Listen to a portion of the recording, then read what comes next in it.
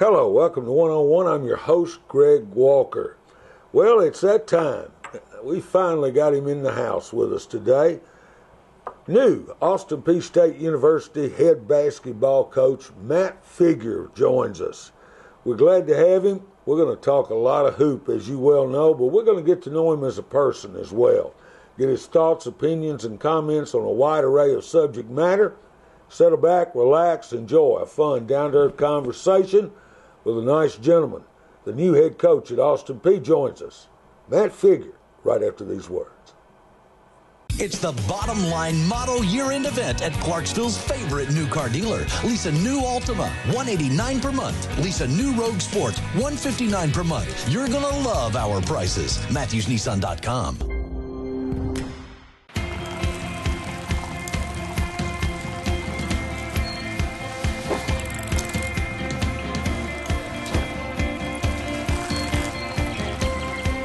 The Leaf Chronicle is now available on every device you carry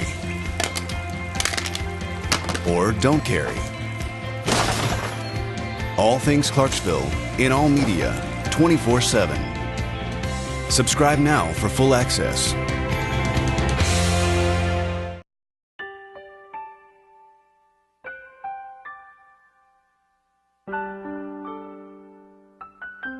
For 100 years, Neil Tarpley Parchman Funeral Home has offered ways to live well and plan ahead, a legacy that can make all the difference to your family.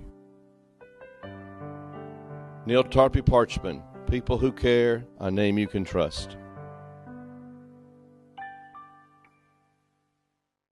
Lease a new Sentra, $149 per month. New Titan, 0% APR financing. Great selection, great savings. You're gonna love our prices, Matthews Nissan. Welcome to our show today. Austin Peay head basketball coach Matt Figure's in the house. Coach, how are you? I'm good, Greg. Thank you. I've really enjoyed talking with you prior to the show today and getting to know you a little better, and I want the folks to get to know you a little bit better. You know, let's just start out with, where were you born and raised? Well, I was born in the mountains of eastern Kentucky, a little small town, Jenkins, which is it's on the Virginia-Kentucky state line. Back in the coal mining fields of eastern Kentucky. It was I'm the oldest of four. Father was a coal miner. Lost him at an early age.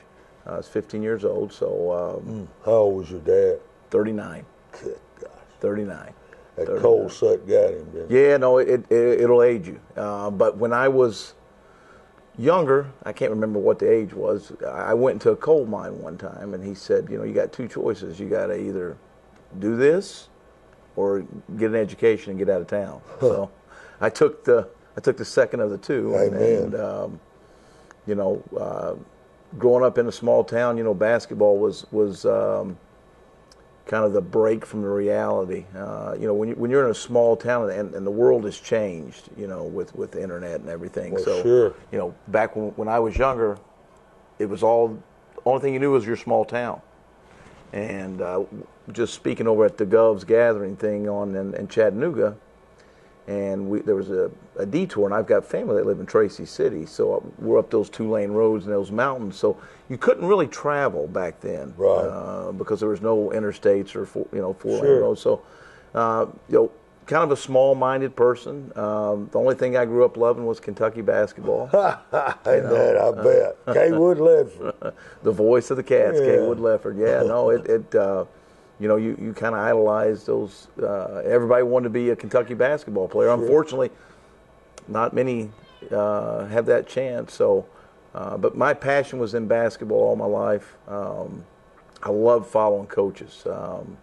One of the first books I've ever read as a child was about Vince Lombardi. So there was something about coaching. Him and Bear Bryant and Dean Smith were guys that something about those guys. Yeah. You know. The Bear Bryants, the Dean Smiths, the Vince Lombardis, the guys like that. That amazing. Not only were they called coaches, but they're educators and social workers and psychologists and everything like that. And the one thing they did was they helped develop young men. They did. and make them become men. And that's Remind something. me to tell you a great Dean Smith story Okay. sometime. I mean, Yeah. but you're right. They made men out of boys. Yeah, but that coaching was always been my calling. I didn't know what sport I wanted to coach, but it was always been a passion. Played all sports growing up. Football, basketball, baseball. In a small town, that's all you do. Right. You change with the seasons and you play. Yeah. Unfortunately, I'm vertically challenged, so the basketball scholarships weren't something that were available. But my mind for the game, it was always good, and so ended up going to Pikeville College and played baseball. And I had a friend of mine who was Well, were you second baseman? second baseman, You absolutely, look pitcher like and a one. second baseman. Yeah, middle relief. Yeah. Not very good at either one of them. But that kind of got me in staying around. And the one thing I always did is I always stayed and did a lot of things at the school at Pikeville College with the basketball team. So that kept me involved with basketball. Right. And I got a chance right when I was about 22 years old. There's another Eastern Kentucky gentleman named Pat Smith who's the head coach at Moberly College right now. Uh-huh. And he gave me an opportunity to go and help get into coaching. That was back in 1993. And I did all kinds of odd jobs and things like that. After the first year, he said, "Is this what you want to do?" And I said, "More than ever." So that's kind of how my career got started. I spent 10 years in the junior college ranks. And Eastern Kentucky, that's a good school. Isn't it? I mean, it really is. no, it is. It's a good school.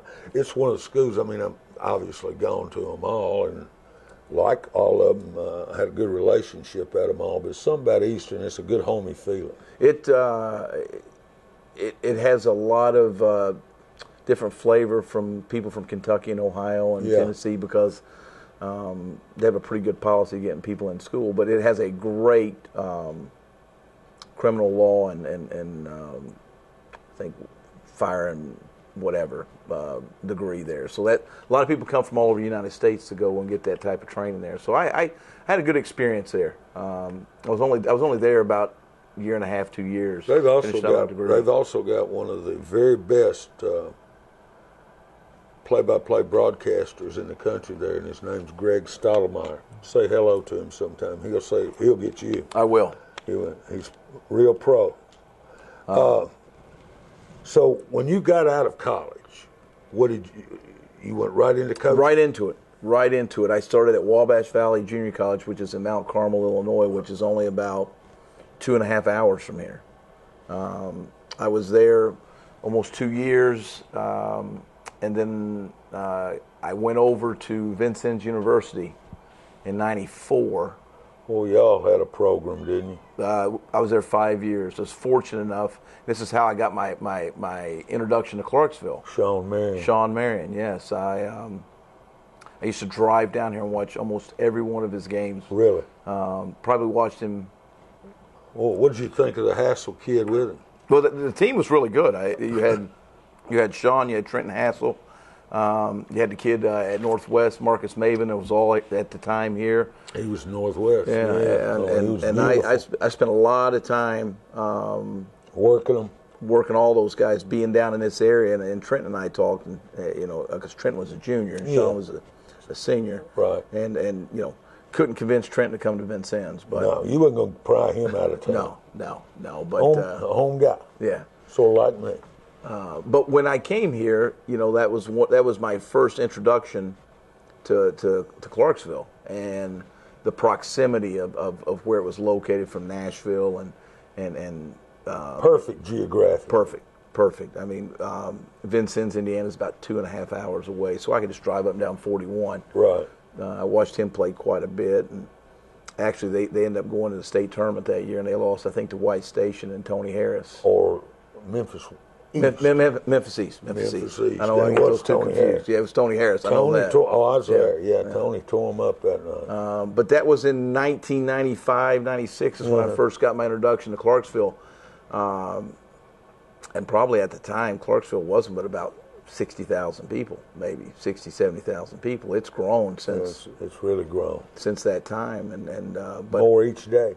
I enjoyed my trips down here, and I got to know the Middle Tennessee area, and I ended up, before I left Vincennes, I ended up signing another Clarksville kid named Tim Harris that ended up going and playing at UT Chattanooga. Yep. He was at Northeast. Yep. So I'd got my good taste of this area, and you know, it being close to Well, you had good Hopkinsville. taste in players Yeah, also. obviously. I mean, that's right. I mean, you really did. Who wouldn't want to go after them? I don't blame you one bit. So that was my introduction with Clarksville, and then I went out to Texas and coached at Odessa Junior College for a couple years. Then finally got my break in Division I at the University of South Alabama in Mobile. That was with John Pelfrey. Yeah, I was there 5 years. He's assistant now at Alabama. Alabama, yeah. We took over a program there that was. Y'all did a magnificent job. Yeah, there. they were coming off probation. They'd won about 7 or 8 games that year, and the University of South Alabama's had really good basketball history. They do. And by year 4, we were able to win 24, won the Sun Belt Conference, went to the NCAA tournament, eventually lost to University of Florida, that was their first national championship team with Joe Kim Noah, Al Horford, Corey Brewer, who's a West Tennessee kid. Yeah. And then from that moment on, Portland. Yeah. Corey Brewer's from Portland. He's a Middle Tennessee kid. But, excuse me. Yeah, no, that team was loaded, Right. loaded, and nobody thought that they were any good as far as competing for a national championship. And they ended up winning back to back. Right. So, but that started, you know, the 4 probably greatest years of South Alabama basketball history. They did. And then I moved briefly with John to Arkansas for a couple months, and just one of the guys that I admired just passed away, Coach Broyles, Frank Broyles, and I, for the 2 months I got to know him. 92. He lived 92 good ones, except for when he got the Alzheimer's. Yeah, he joked with me that he was the oldest man ever to hit a hole-in-one on Augusta National. Really? Yeah. So, but that got me. I was there for a couple of months. That's a heck of a piece of trivia. Yeah, 81 years old, said he hit a hole-in-one. I believe him. I didn't doubt it. Yeah. But ended up going to Kansas State from there. We're going to talk about that, as a matter of fact. Head coach Matt Figure is our guest today, Austin Peay State University. We're finding out more about the coach. Stay with us. Segment 2 coming up right after this.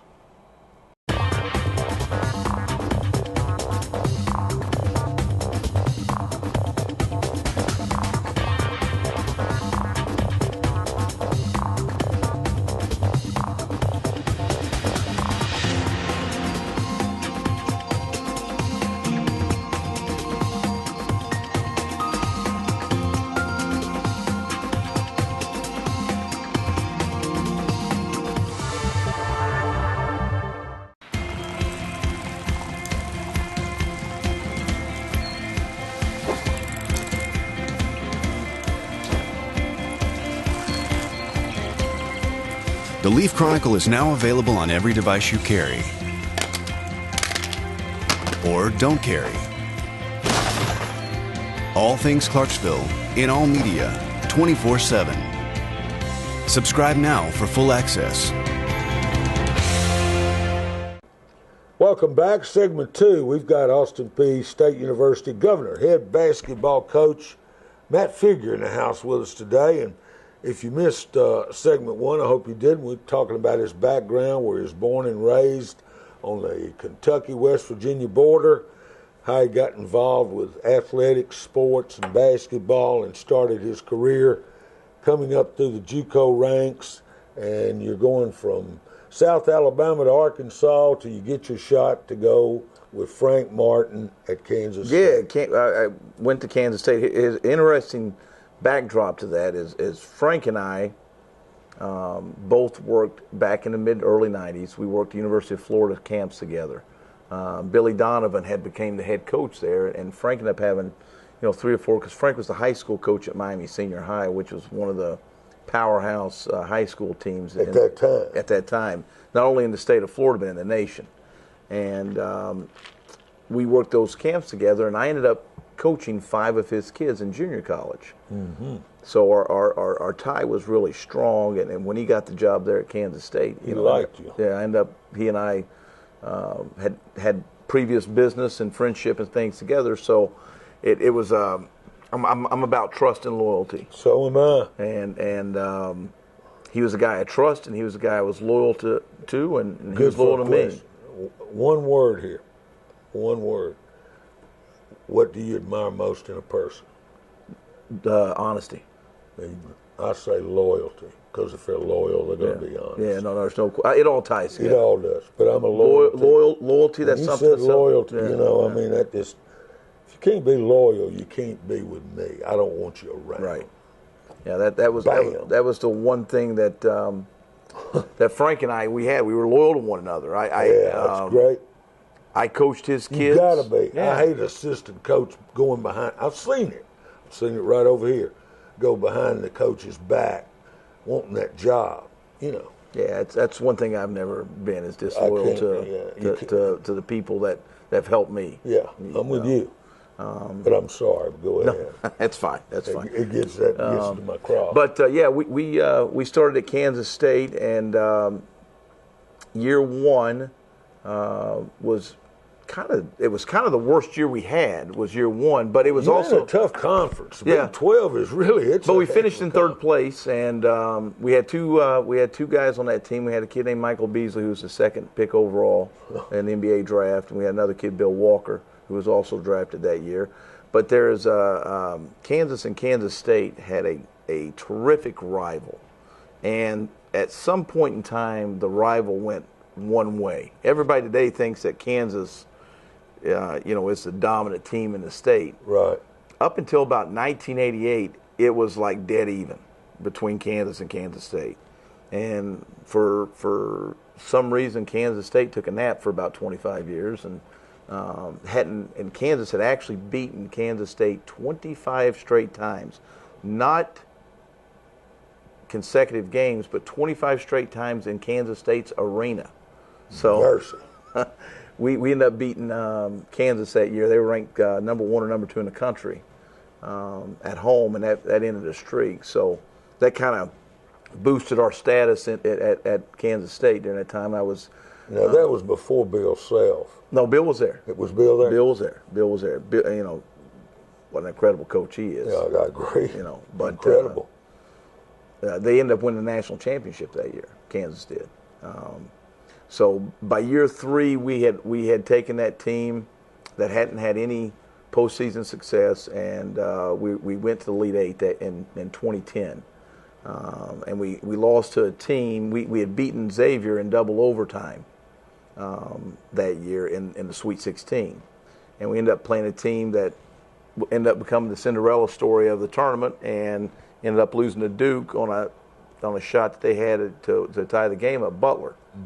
That was their first. Yeah. That was their first big, deep run into the Final Four. They went to national championships that year, but had 5 great years of success at Kansas State. And when Coach Martin decided to go to South Carolina, I ended up going with him. Was his associate head coach there at South Carolina. Head recruiter. Yeah, that was I don't know if you could recruiting. It was a title. It was a title, but everybody recruits. Yeah, everybody recruits. But it was a title. Yeah.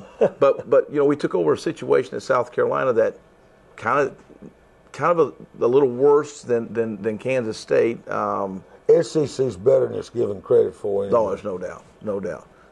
But South Carolina was in last place in the SEC when we took over, and I remember. Our first year there, I always told Frank, I said, "What have we gotten ourselves into here? This job's hard." Again, another school that had tradition. Yeah. Back in the 70s. Yeah. Great. With Frank McGuire Yeah. and being in the They ACC. got some history, no doubt. Having guys like Alex English that played in the NBA. But This job is hard. That's a great line. No kidding. But we won 4 games in the SEC that first year, and I felt like Frank should have been Coach of the Year because the team that we had, there was no reason we should have won a game. Really? But it just slowly built. We won 4 in the SEC the first year, 5 the second, 6 the third, And that third year, we ended up winning 17 games. It was the most games they'd won in about 6 or 7 years. And then the last 2 years, we won 25 the next year. Then we went to the Final Four this past season. So can I tell you something that's the truth, and I'm not just saying it? And it's 2 or 3 of us guys. We're not close. We're Frank Martin fans. We were before you came or had anything to do with this. I don't know what it is, his demeanor, his looks, the way he's so straightforward and honest. You know I like that. I mean, he is who he is. He doesn't hide it. I like it. He doesn't hide it. I like it. The one thing about him that I admire more than anything is the fact that you whatever he tells you, it's the truth. I believe it. And the truth is he knows. As he knows it. Yes. Yeah. You know. Yeah, I mean, we all have a version of the truth. Yeah. But you know, I think the one thing he does is he's just straightforward to people. He's honest. He doesn't lie to people's faces. He tells them how he feels. He tells them what's on his mind. And he says, you know, people that are going to be truthful really love you, because the people that love you, they always got to tell you the truth, and they always got to be honest with you. And so that's one thing that, you know, I really admire about the man. I can believe that. We had 10 great years together. Won a lot of games, and you know, we were able in 2 separate programs, Kansas State University and the University of South Carolina, to have the winningest team in school history at 2 different schools. Turn them around. Yeah. And turn them around. Yeah, that's impressive. You know, I thought it was a great thing that Frank Martin said about you, in that you were the best prepared to be a head coach of any assistant that he knew. Great compliment. It's you know, it's all about, I guess it's all about getting your break and luck. Timing. That was the one thing that led me to here, was all the things, the past that I had learned about. You know, I met Lake Kelly when I was young in the coaching business. Met Coach Luce. The fact that Coach Luce had been here for 27 years told me a lot about him and the university. Yeah. The loyal to each other. Yeah, the proximity of the school from Nashville, which is attractive for any kid. It is 40 minutes. Yeah. The growth of Middle Tennessee was also something that you know, businesses are here, people have jobs. And then the support that Austin Peay has, you know, the rivalry with Murray State. There was once an article written that, you know, forget Duke and North Carolina, the biggest rival in college basketball is Austin Peay and Murray State. You know, those are things as a coach, and if from a distance you keep in your head. You know, a love-hate relationship. You know, no question. One of those deals. So I felt like this was a great opportunity to come here. Coach Matt Figure, we've come to the time where he's at Austin Peay. Stretch run coming up, but you know he's going to be around for a couple of shows. We'll also have him on next week. Stretch run coming up right after this. Great job. Lisa New Sentra, $149 per month. New Titan, 0% APR financing. Great selection, great savings. You're gonna love our prices. Matthews Nissan.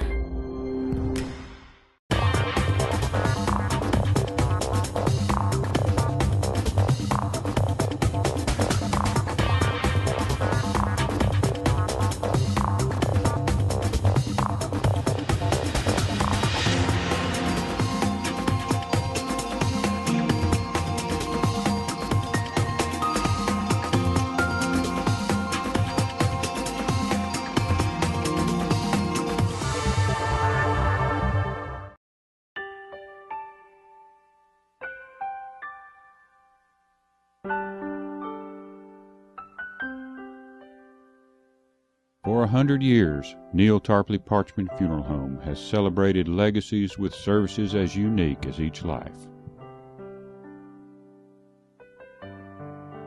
Neil Tarpley Parchman, people who care, a name you can trust.